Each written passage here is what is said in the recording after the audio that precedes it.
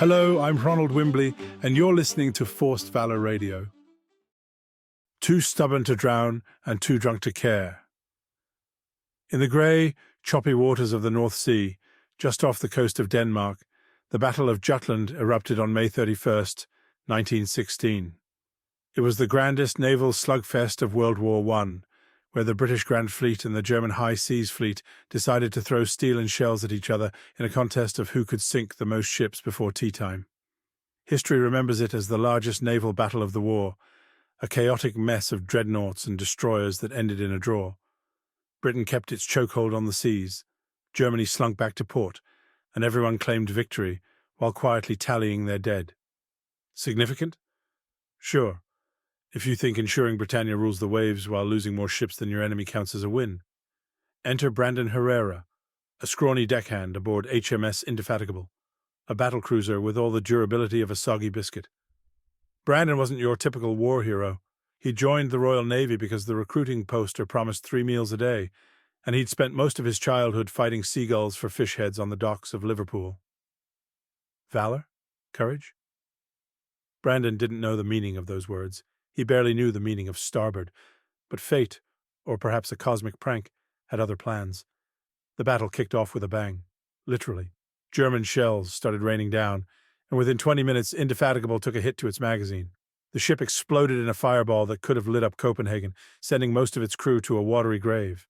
Most, but not Brandon. See, Brandon had been napping in the galley, curled up inside a giant soup pot he'd mistaken for a hammock after a late-night rum binge. When the ship went up, the pot, cast iron and apparently blessed by Poseidon, got blasted clear of the wreckage, bobbing to the surface like a cork with Brandon snoring inside. As the battle raged, with HMS Lion and SMS Lutzo trading blows like prize fighters, Brandon's soup pot drifted through the chaos. Shells whizzed overhead, waves crashed, and Brandon? He woke up, peeked out, and decided this was a terrible day to be sober.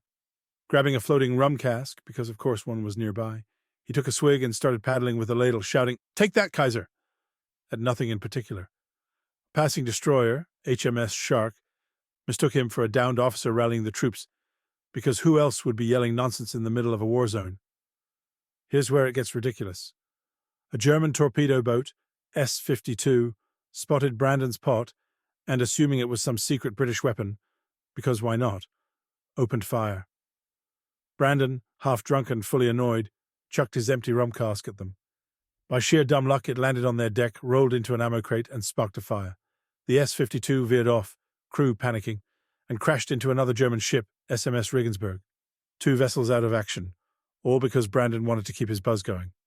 The British, desperate for a morale boost after losing 3 battlecruisers in one afternoon, fished Brandon out of the drink. Admiral Jellicoe, squinting through the fog of war, declared, "This man's a bloody genius!" Brandon, dripping wet and reeking of rum, mumbled, "Can I have my pot back?" The press ate it up. "Hero of Jutland!" the headline screamed. "Single-handedly turns the tide." Never mind that the tide didn't turn. Britain lost more tonnage, and Germany still claimed a tactical win. Brandon was awarded a Victoria Cross, pinned to his soggy uniform, mostly because no one could explain how he'd survived, let alone disrupted enemy operations.